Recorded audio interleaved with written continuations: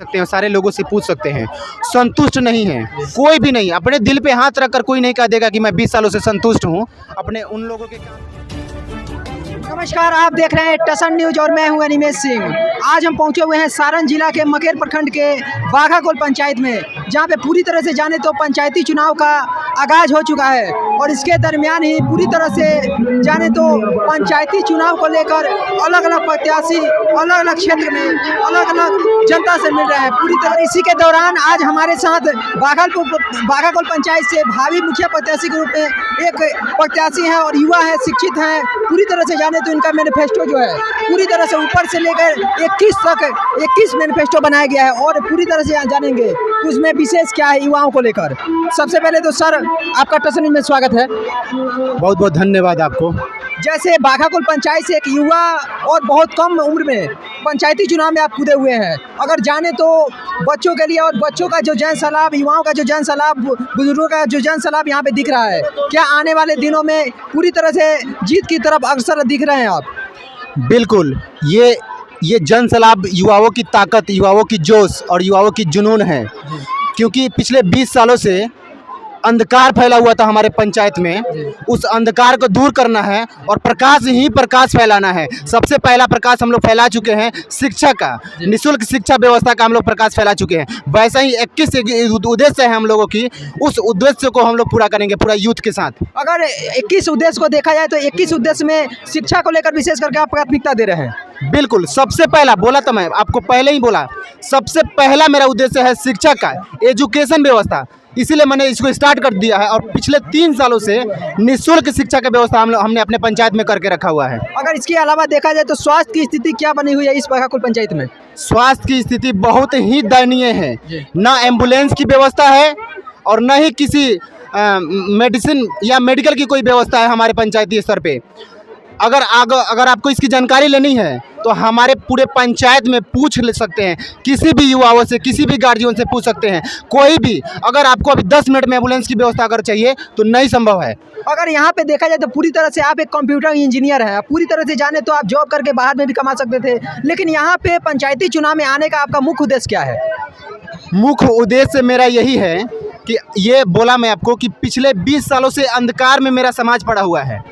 हम लोग बाहर के सिस्टम को देखते हैं तो बहुत दुख होता है कि भाई यहाँ पे है, मेरे पास में क्यों नहीं है, हमारे समाज में क्यों नहीं है, हमारे पंचायत में क्यों नहीं है। तो सरकार सारी सुविधाएं देती है, सरकार सब कुछ देती है।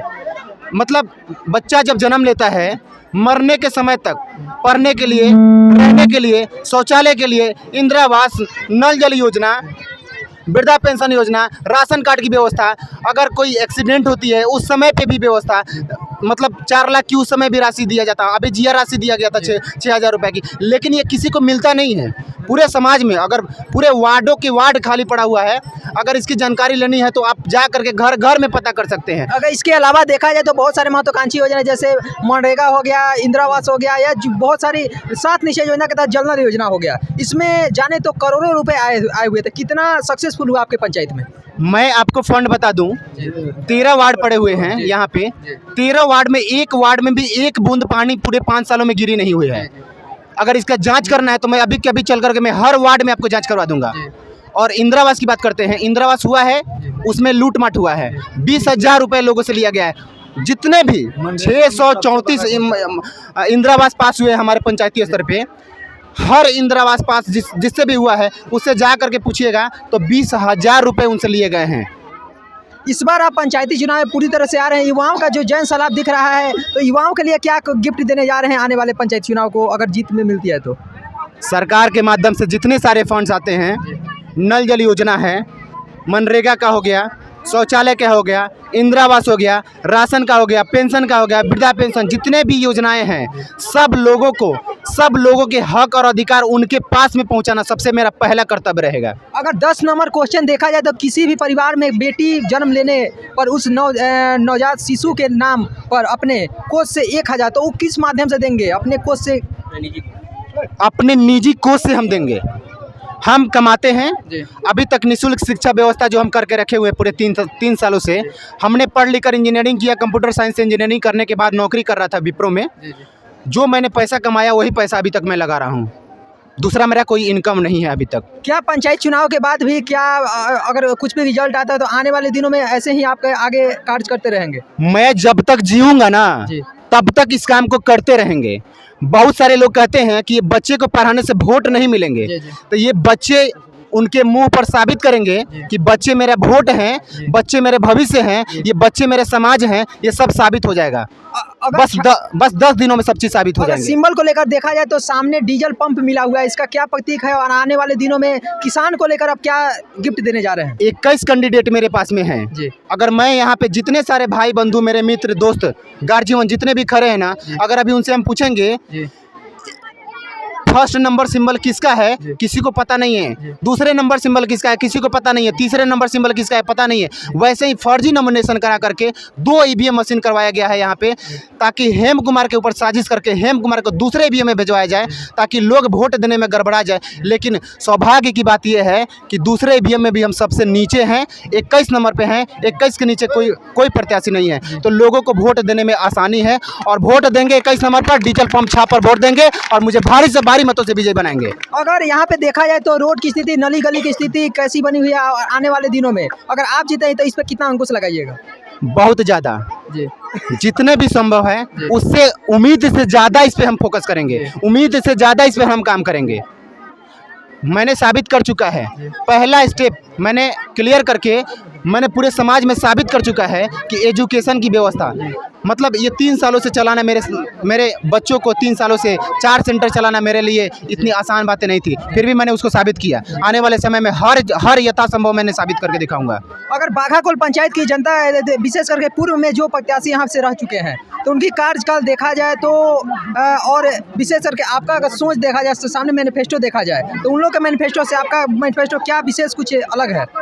दिल्ली आसमान की फ़र्क है सर जी। उनके काम के बारे में बात करेंगे तो बहुत ही दयनीय है। उनकी काम के बारे में आप खुद जाकर के देख सकते हैं, सारे लोगों से पूछ सकते हैं, संतुष्ट नहीं है कोई भी नहीं। अपने दिल पे हाथ रखकर कोई नहीं कह देगा कि मैं 20 सालों से संतुष्ट हूं अपने उन लोगों के काम कार्यकाल से। अगर देखा जाए तो आप अगर जीत कर आते हैं, आपको पूरी तरह से जनता सपोर्ट करती है, युवाओं वृद्ध सभी का अगर आशीर्वाद मिलता है, तो आने वाले दिनों में जो 21 मैनिफेस्टो आप बनाए हुए हैं इस पर कितना % आप सक्सेसफुल उतरेंगे? 100% इस पर साबित करेंगे हम।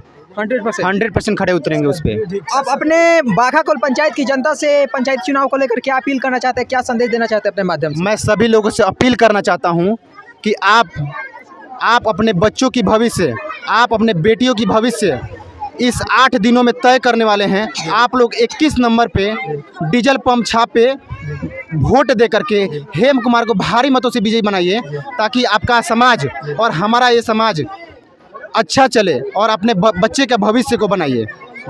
धन्यवाद सर। बहुत बहुत धन्यवाद सर आपको, थैंक यू। जैसे अभी हम बात कर रहे थे हेम कुमारी जी, जो बाघाकोल पंचायत से भावी मुखिया प्रत्याशी के रूप में आ रहे हैं। जाने तो पूरी तरह से अलग अलग प्रत्याशी आते हैं, अलग अलग क्षेत्र से आते हैं, लेकिन यहाँ पे जो इनका मैनिफेस्टो है विशेष करके निःशुल्क शिक्षा, और ये जीतने से पहले ही आज 3 साल पहले से ही निःशुल्क शिक्षा दे रहे हैं। पूरी तरह से इनका कहना है कि जैसे हमारा डीजल पंप है, आने वाले दिनों में अगर हम जीतते हैं तो ये किसानों के लिए भी विशेष करेंगे, और आने वाले दिनों में जो हमारा मुख्य 21 एजेंडा है उस पर विशेष करके उसको 100% धरातल उतारेगा। जो भी करप्शन है यहाँ पे ये बाघाकोल पंचायत में, उसे पूरी तरह से 100% अंकुश लगाएंगे। तब तक के लिए मेरे सहयोगी अनूप कुमार सिंह के साथ मैं अनिमेश सिंह, टसन न्यूज, बाघाकोल, मकेर, सारण।